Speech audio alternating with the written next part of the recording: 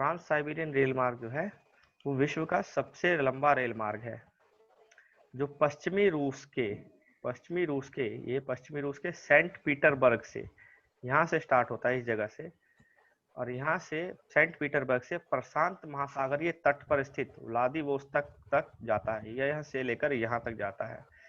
ये दुनिया का सबसे लंबा रेल मार्ग है, सबसे लंबा रेल मार्ग है सबसे। और अगर बड़ी दुनिया में एशिया का सबसे बड़ा रेल मार्ग का जाल कहाँ पे है, तो भारत में है। ठीक है। कौन सा रेल मार्ग ज्यादा सबसे बड़ा है? नीचे करना। क्या ये ट्रांस साइबेरियन रेल अच्छा, मार्ग हाँ है हाँ ना, हाँ हाँ हाँ सबसे हाँ हाँ हाँ लंबा हाँ। है, लंबा रेल मार्ग है। ठीक है। ओके। उसके बाद है हमारा वायु जल जल परिवहन, जल मार्ग। ठीक है। प्रारंभिक समय में परिवहन के लिए जल मार्ग का उपयोग किया जाता था। शुरू में जल मार्ग का ही उपयोग किया जाता था, नदियों के थ्रू इधर से उधर, मतलब एक स्थान से दूसरे स्थान पर जाने के लिए।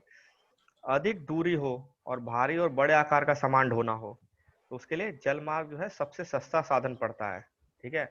अगर आपकी दूरी ज्यादा है, ठीक है, दूरी ज्यादा है, सामान भारी है, भारी सामान है, कुछ कारें हैं, कुछ और भारी भारी सामान है, और टाइम की कोई दिक्कत नहीं है आपको, टाइम की कोई दिक्कत नहीं है। ठीक है, टाइम जल्दी नहीं है आपको। ठीक है, कोई प्रॉब्लम नहीं है, तो जल मार्ग सबसे अच्छा साधन होता है। ठीक है, लेकिन इसमें टाइम बहुत ज्यादा लगता है बस। दूरी ज्यादा हो और सामान भारी हो तो इसमें जलमार्ग सस्ता पड़ता है, बहुत सस्ता साधन है। दो तरह के जलमार्ग होते हैं, अंतर्देशीय जलमार्ग और समुद्री मार्ग।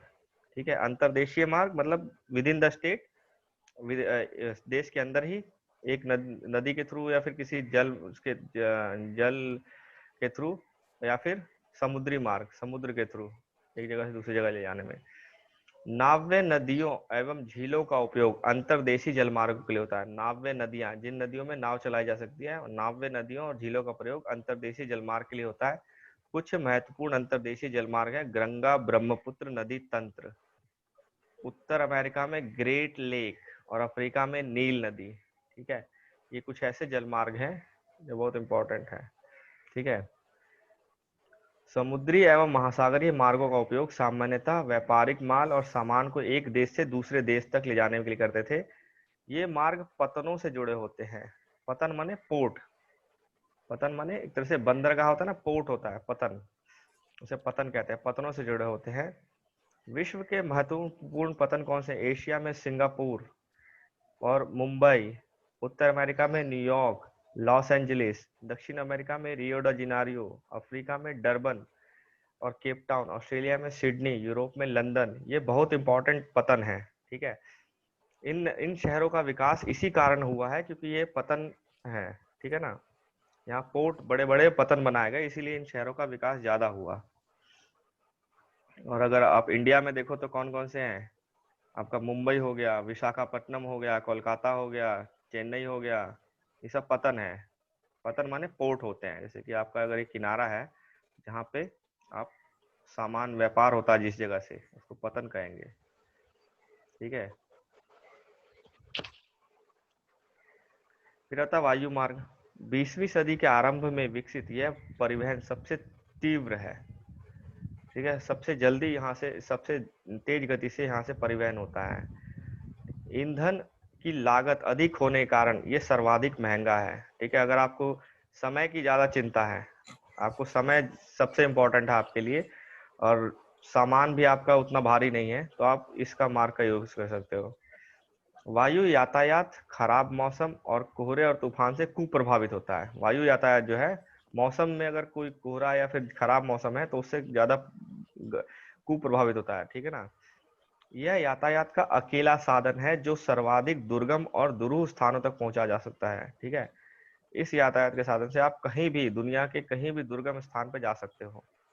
विश्व विशेष रूप से जहां सड़क और रेल मार्ग नहीं है वहां तक जा सकते हैं। हेलीकॉप्टर अगम्य स्थानों एवं संकटकालीन स्थिति में लोगों को बचाने, भोजन, जल, कपड़े, दवाएं बांटने के लिए बहुत उपयोगी साधन है। कुछ महत्वपूर्ण हवाई पतन होते हैं, कुछ हवाई, जैसे कुछ जलमार्ग के लिए पतन होते हैं, वैसे हवाई के लिए पतन होते हैं। दिल्ली, मुंबई, पोर्ट जिसे बोलते, एयरपोर्ट हो गया ना, हवाई पतन माने एयरपोर्ट, ठीक है, ये पोर्ट है, इसी को पतन कहते हैं। Delhi, Mumbai, New York, London, Paris, ये इंपॉर्टेंट हवाई पतन है। उसके बाद है संचार। संचार दूसरों तक के पहुंचने का सूचना पहुंचाने की प्रक्रिया है। संचार दूसरों तक सूचना पहुंचाने की प्रक्रिया, एक मिनट, सूचना पहुंचाने की प्रक्रिया है। तकनीकी विकास के साथ मानव ने संचार के नए तीव्र साधनों का विकास किया है। पहले क्या होता था, फोन, टेलीफोन, वो क्या बोलते थे पहले, चिट्ठी, फिर टेलीग्राम, फिर उसके बाद telephone, mobile phone, WhatsApp, tele, ये सब चीजें डेवलप होने लगी, सब संचार के साधन है, ठीक है। संचार के साथ क्षेत्र में विकास, संचार के क्षेत्र में विकास से विश्व की सूचना क्रांति आई। सूचना क्रांति कब आई? सूचना क्रांति किससे आई? संचार के क्षेत्र में विकास से। सूचना प्रदान करने के लिए, शिक्षा, मनोरंजन के लिए संचार के विभिन्न साधनों का उपयोग किया जाता है। समाचार पत्र, रेडियो, टेलीविजन, हम बड़ी संख्या में लोगों के साथ संचार कर सकते हैं। इन्हें जन संपर्क माध्यम कहते हैं। जो समाचार पत्र, रेडियो और टेलीविजन है जिसके द्वारा हम बड़ी संख्या में लोगों के साथ संचार कर सकते हैं, उसे जन संपर्क साधन कहते हैं। सैटेलाइट से संचार में तीव्रता आई है। सैटेलाइट से, सैटेलाइट कौन सा? कृत्रिम वाला, ठीक है, प्राकृतिक वाला नहीं, कृत्रिम वाला। तेल की खोज, वनों का सर्वेक्षण, भूमिगत जल, खनिज संपदा, मौसम पूर्वानुमान, आपदा पूर्व चेतावनी आदि में सैटेलाइट सहायक होते हैं, ठीक है। आपको कहीं किसी जगह इलाके में तेल की खोज करनी है, वनों का सर्वेक्षण करना है, वनों की सर्वे करना है, भूमिगत जल की सर्वे करना है, खनिज संपदा को देखना है, मौसम को पूर्वानुमान लगा देना, बारिश होगी कि नहीं होगी, तूफान आएगा कि नहीं आएगा, या आपदा की पूर्व चेतावनी देनी है, उसके लिए सैटेलाइट का उपयोग किया जाता है। सैटेलाइट सहायक होते हैं। हम सब इंटरनेट के माध्यम से इलेक्ट्रॉनिक मेल या ईमेल भेज सकते हैं। ईमेल का फुल फॉर्म क्या होता है? Electronic mail. ईमेल भेज सकते हैं इंटरनेट के माध्यम से। आज सेल्यूलर फोन के द्वारा बेतार यानी बिना तार वाले टेलीफोनिक संचार अत्यधिक लोकप्रिय हो चुका है। सेल्यूलर फोन मतलब मोबाइल फोन। इंटरनेट के माध्यम से विश्व भर में केवल सूचना एवं परस्पर समीपता ही नहीं मिलती, अपितु हमारा जीवन भी अधिक सुखमय हो गया है। अब हम घर बैठे रेल, हवाई जहाज और सिनेमा तक के टिकट आरक्षित करवा सकते हैं संपूर्ण विश्व में। इस प्रकार लोगों के बीच सेवाएं, ये सब कीजिए, तो आपको पता है ये सब क्या कर सकते हैं मुझसे, ठीक है। इसके बाद आगे चलते हैं। ये देखिए, ये वो है, ये वायु मार्ग है, इसके अंदर रेड वाला, ये जो डॉट डॉट है ये जल मार्ग है। इसको इतना इम्पोर्टेंट नहीं पढ़ना। परिवहन के 4 प्रकार क्या है? सड़क, जल, वायु और कौन सा था चौथा?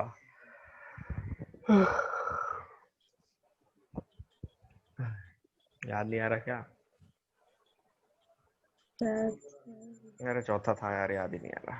सड़क था पहला, सड़क मार्ग था, जल मार्ग था, वायु मार्ग था, पता नहीं कौन सा था।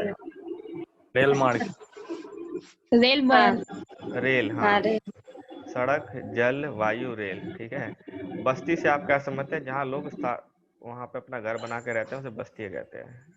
ग्रामीण लोग क्रियाकलाप क्या है वो तो पता ही है आपको। रेल मार्ग को किन्हीं 2 गुण बताइए।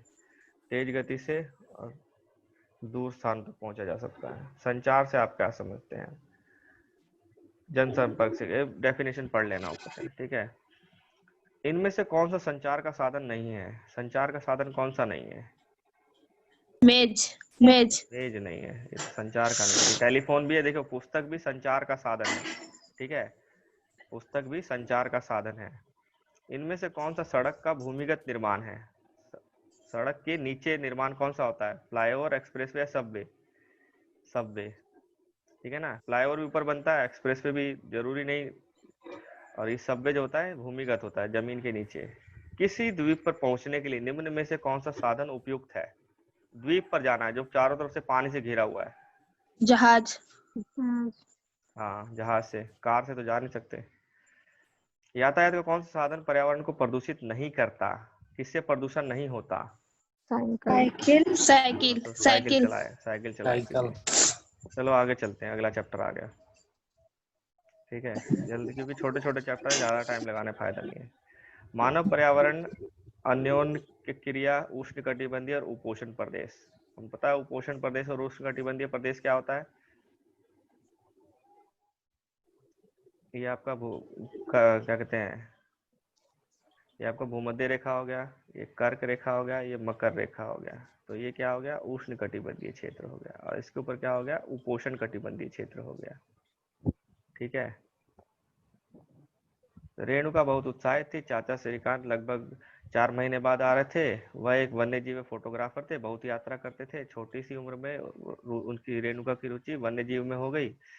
और फिर चाचा ने प्रकृति संबंधी पुस्तकों से उसका परिचय कराया। दूरस्थल भूस्थल में रहने वाले लोगों की उसकी तस्वीरें उसको आकर्षित करती थी।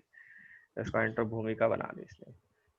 उसने देखा कि कुछ शुष्क रेगिस्तान है, कुछ बर्फीले हैं, कुछ गर्म नम वाले क्षेत्र वन है, तो वे मुझे कितना अलग दिखते हैं। रेणुका ने कहा, वो देखने में भले अलग हैं, लेकिन उनके भोजन, कपड़ा और मकान जैसी जीवन की मूल आवश्यकताएं हमारे समान है। ये मूल आवश्यकताओं की बात की गई है। चाहे कोई कहीं भी रहे, मूल आवश्यकताएं समान ही होती लगभग। उनको भोजन चाहिए, कपड़ा चाहिए और मकान चाहिए। ठीक है। तो उनके बच्चे भी खेलते हैं, झगड़ते हैं, समझौता करते हैं, सब चीजें हैं। देखते हैं क्या आगे क्या है चैप्टर में।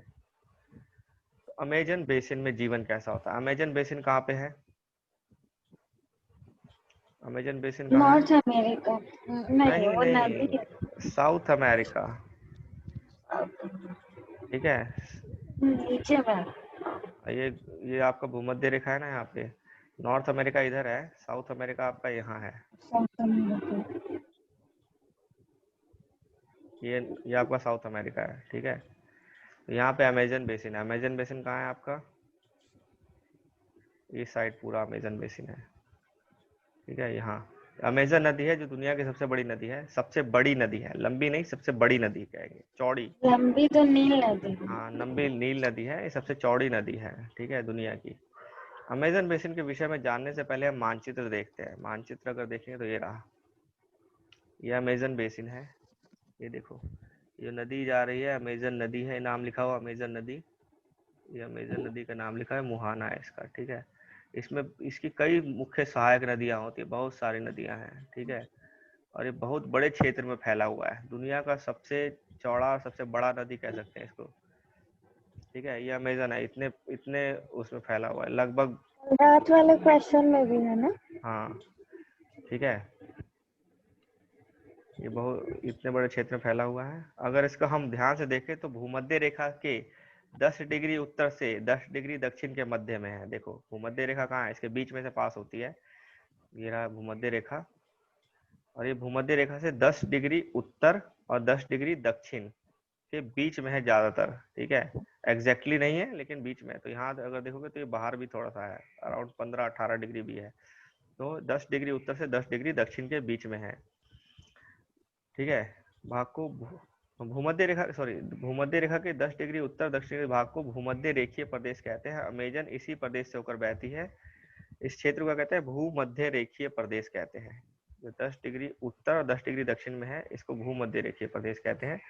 अमेजन नदी इसी से होकर बहती है। ध्यान दीजिए कि यह पश्चिम में पर्वतों से निकलकर पूर्व में अंध महासागर।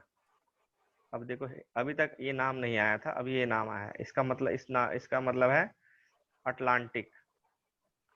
अभी तक हम पढ़ रहे थे अटलांटिक महासागर, उसी का नाम है, हिंदी नाम दिया गया अटलांट, क्या लिखा, अटलांटिक महासागर। ठीक है, गड़बड़ कर दिया।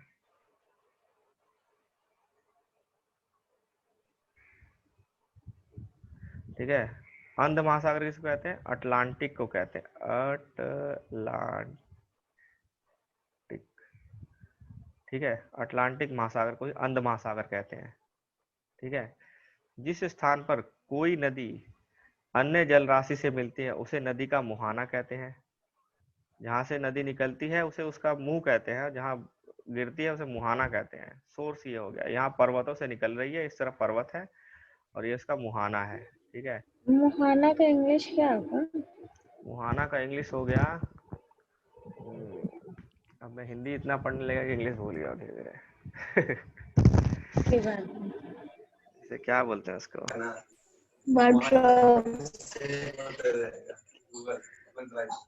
ठीक है, आगे पढ़ते हैं, बाद में देखेंगे। अमेजन नदी में बहुत, ना होगा। अभी तो 1 घंटा भी नहीं हुआ। नहीं, लेक। लेक नहीं, लेक नहीं होगा। नहीं नहीं, लेक नहीं, लेक तो झील हो गया। मुहाना मतलब बोले तो डेस्टिनेशन होता है ना, सोर्स और डेस्टिनेशन, कहाँ गिर रही है। स्ट्रीट। नहीं नहीं, बताते हैं ओके थोड़ा, नहीं। ठीक है। अमेजन नदी की बहुत सारी सहायक नदियां मिलकर अमेजन को बेसिन का निर्माण करती हैं। बेसिन क्या होता है, जैसे आपकी नदी है, ठीक है, तो ये इसका जितना प्रभावित क्षेत्र होगा ना उसको बेसिन कहेंगे। अगर इसमें कोई और नदी मिलेगी ना तो इसका क्षेत्र भी और इसका क्षेत्र भी इसी के बेसिन में गिना जाएगा, ठीक है। अगर कोई नदी यहाँ से आ रही है, ये बड़ी नदी है, ये सहायक नदी है, ठीक है, तो इसका क्षेत्र भी इसके बेसिन क्षेत्र में गिना जाएगा, ठीक है। सहायक नदियों का जो बेसिन क्षेत्र है, जो इसका क्षेत्र है, ये भी इसी नदी में गिना जाएगा,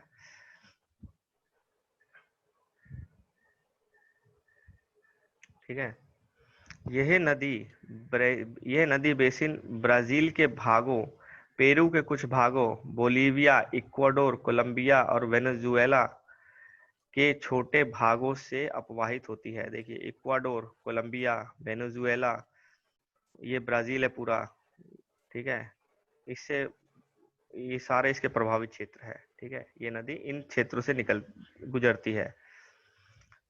ये पेरू हो गया, ठीक है, बोलीविया, इक्वाडोर, कोलंबिया, वेनेजुएला। क्या आप बेसिन में स्थित उन देशों के नाम बता सकते हैं जिनसे भूमध्य रेखा गुजरती है? तो आप उनके नाम, मैंने कल मैप भेजा था, उसमें देख लेना, ठीक है। उसके बाद क्या है, सहायक नदियां क्या होती है, हमने पढ़ चुके हैं। जो मुख्य नदी में, छोटी नदियां जो मुख्य नदी में मिलती है, ठीक है, उसको सहायक नदी कहते हैं। बेसिन क्षेत्र क्या होता है, जिस क्षेत्र के पानी को बहा कर ली जाती है वह उसका बेसिन अथवा जल संग्रहण क्षेत्र कहा जाता है। अमेजन बेसिन विश्व के सबसे बड़ा नदी बेसिन है। जलवायु, जैसा कि आप जानते हैं, अब अमेजन बेसिन की बात करें, अमेजन बेसिन भूमध्य रेखा के आसपास फैला है, तो पूरे वर्ष यहाँ गर्म और नम जलवायु रहती है। यहाँ का मौसम दिन रात दोनों समय में लगभग समान रूप से नम और गर्म रहता है, तथा शरीर में चिपचिपाहट, जो उमस होती है, वो महसूस होती है। इस प्रदेश में लगभग प्रतिदिन वर्षा होती है, रोज बारिश होती है, वह भी बिना किसी पूर्व चेतावनी के। दिन का तापमान उच्च और आर्द्रता अति उच्च होती है। रात में सब में तापमान कम हो जाता है लेकिन आर्द्रता वैसी ही बनी रहती है। ये इसकी जलवायु है, ठीक है। क्योंकि ये भूमध्य रेखा के पास है तो यहाँ पे गर्मी ज्यादा पड़ती है, ठीक है, इसलिए यहाँ पे गर्मी और आर्द्रता बहुत ज्यादा होती है, ठीक है। वर्षावन, यहाँ पे वर्षावन पाए जाते हैं, सदाबहार वर्षावन पाए जाते हैं। अत्यधिक वर्षा के कारण यहाँ की भूमि सघन वन उग जाते हैं। यहाँ की भूमि पर सघन, बहुत घने वन उग जाते हैं। वन इतने घने होते हैं कि पत्तियां और शाखाओं से छत बन जाती है और सूर्य का प्रकाश धरातल तक नहीं पहुंच पाता। यहाँ की भूमि प्रकाश रहित एवं नम बनी रहती है। जो जमीन होगी वहां पे रोशनी नहीं होगी लेकिन नमी बहुत ज्यादा होगी। यहाँ केवल वही वनस्पति पनप सकती है जिसमें छाया में बढ़ने की क्षमता होती है, जो छाया में भी बढ़ते हैं। इनको परजीवी पौधे कहते हैं। परजीवी पौधों के रूप में यहाँ ऑर्किड और ब्रोमीलाइड पैदा होते हैं। ये क्या परजीवी पौधे क्या होते हैं, जैसे बड़ा पेड़ है, ठीक है, इस पे ही, इसी के सहारे वो इसी से अपना सारा जो भी लेना है उसको इसी से लेते हैं, ठीक है। तो परजीवी पौधे उगते हैं। बड़े पेड़ को उस रोशनी कहाँ से मिल रही है, वो तो यहाँ से ले रहा है, सूरज से, लेकिन ये छोटे जो नीचे है ये नहीं ले पाएंगे ना सूरज से रोशनी, तो ये इनसे ही सारा कुछ जो लेना होता है वो इन्हीं से पेड़ों से लेते हैं, तो इनको परजीवी पौधे कहते हैं। ये देखिए, इस पे उगे हुए ना परजीवी पौधे, ये जो पेड़ की तना है इस पे पौधे उगे हुए हैं, ठीक है। तो यहाँ पे परजीवी पौधे कौन से होते हैं, आर्किड या ब्रोमीलाइड। वर्षा वन में प्राणी जात की प्रचुरता होती है, बहुत ज्यादा प्राणी के जातियां होती हैं, जैसे कि टुक्कन, गुंजन पक्षी, रंगीन पक्षी, सब पक्षी हैं, ये सब याद नहीं करने, बड़े चोंच वाले, छोटी चोंच वाले। प्राणियों में कौन से, बंदर, स्लॉथ, चींटी खाने वाले, टेपोर, ये सब मिलते हैं। सांप और सरीसृप भी इनकी विभिन्न प्रजातियां पाई जाती है। मगर, मगर यानी कि मगरमच्छ, सांप, अजगर, एनाकोंडा, बोआ, उनकी कुछ प्रजातियां पाई जाती हैं। इसके अतिरिक्त, ठीक है, इसके अतिरिक्त ये है कि एनाकोंडा जो है ये लगभग सदाबहार जंगलों में जहाँ पे बारिश बहुत ज्यादा होती है वहाँ ही पाया जाता है। इसके अतिरिक्त हजारों कीड़े मकोड़े बेसिन में निवास करते हैं। मांस खाने वाली पिरानिया मत्स्य समेत मछलियों की विभिन्न प्रजातियां होती हैं। मांस खाने वाली मछली कौन सी है, पिरानिया, ठीक है। इसके ऊपर कोई फिल्में भी बनती थी कई पहले। भी हमें इस प्रकार जीवों की विविधता की दृष्टि से अमेजन बेसिन असाधारण रूप से समृद्ध है, बहुत ज्यादा समृद्ध है। वर्षा वन के निवासी यहाँ के लोग छोटे से क्षेत्र में वनों के कुछ वृक्षों को हटाकर काटकर अपने भोजन के लिए फसल उगाते हैं। ठीक है, छोटे क्षेत्र में वनों काट के अपना फसल उगाते हैं। पुरुष शिकार करते हैं, मछली पकड़ते हैं, जबकि महिलाएं फसलों का ध्यान रखती हैं। ये मुख्यतः टेपियोका, अनानास अनानास, शकरकंद उगाते हैं, क्योंकि मछली और उसका शिकार मिलना अनिश्चित होता है। इसलिए महिलाएं अपनी उगाई साग सब्जियों से अपने परिवार का भरण पोषण करती हैं। कर्तन दहन कृषि पद्धति का कर्तन एवं दहन कृषि पद्धति, इसमें क्या होता है, आपने एक जगह उगाया, खेती की, जैसे इस जगह को साफ किया, खेती की, फिर इसको छोड़ के, जब खेती करके काट पीट लिया ना, फिर छोड़ के चले गए, दूसरी जगह जलाया, उगाया, फिर जला के साफ किया जंगल को, फिर उगाया, इस पे खेती की, फिर इसके बाद थोड़ी देर बाद इसको छोड़ के कहीं और चले गए। इस तरह से कर्तन एवं दहन पद्धति का उपयोग करता है। इनका मुख्य आहार क्या है, मैनियोक है, ये सब याद नहीं करना है। कसावा कहते हैं। ठीक है, ये आलू की तरह जमीन के अंदर पैदा होता है।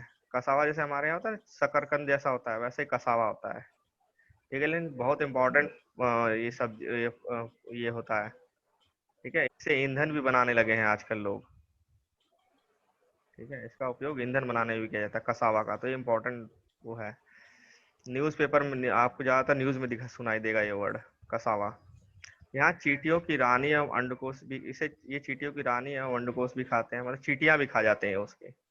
काफी, मक्का और कोको जैसी नकदी फसल भी यहाँ उगाई जाती है।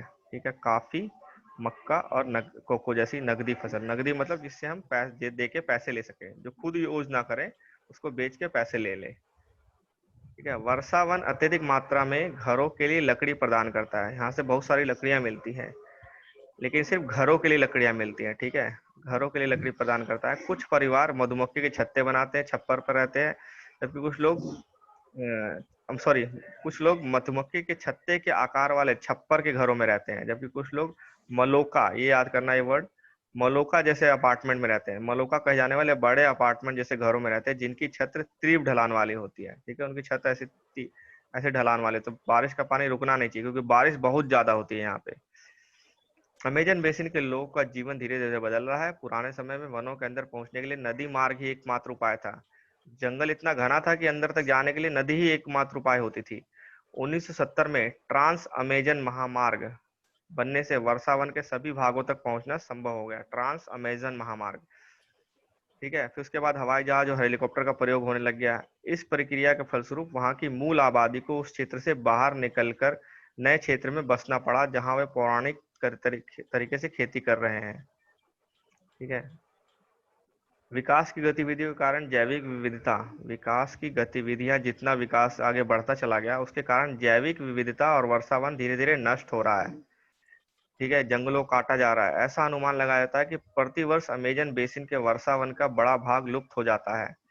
आप देख सकते हैं, वर्षावन के लुप्त होने से व्यापक प्रभाव होता है। वर्षा के कारण मिट्टी की ऊपरी परत बह जाती है। अगर वहां पे जंगल ना हो तो वर्षा ज्यादा होगी तो मिट्टी की ऊपरी परत बह जाएगी, एवं सघन वन जो होंगे बंजर भूमि बन जाएगा। ठीक है, अमेजन काफी टाइम में न्यूज में भी रहा था। पिछले साल अमेजन में आग लग गई थी, तो बहुत ज्यादा न्यूज में रहा था। विश्व का जो कहा जाता है, मेरे को एग्जैक्टली याद नहीं, लगभग 20% ऑक्सीजन जो है, अराउंड इतना ही होता शायद, देखना कंफर्म नहीं है, लेकिन लगभग 20% ऑक्सीजन जो है अमेजन जंगलों से मिलता है। दुनिया को, विश्व में 20% ऑक्सीजन जो है अमेजन जंगल पैदा करते हैं। तो अगर ये जंगल नष्ट हो गए तो समझ रहे ऑक्सीजन कितना कम हो जाएगा।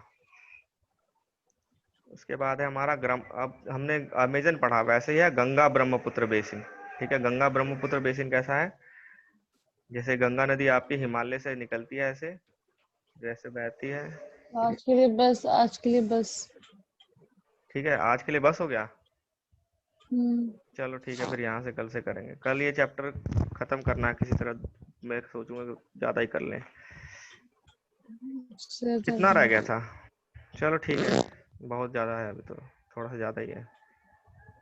इसके बाद रेगिस्तान है, बस मतलब कल खत्म हो जाएगा ये बुक है, कल खत्म हो जाएगी। चलो ठीक है, फिर आज के लिए इतना ही करते हैं।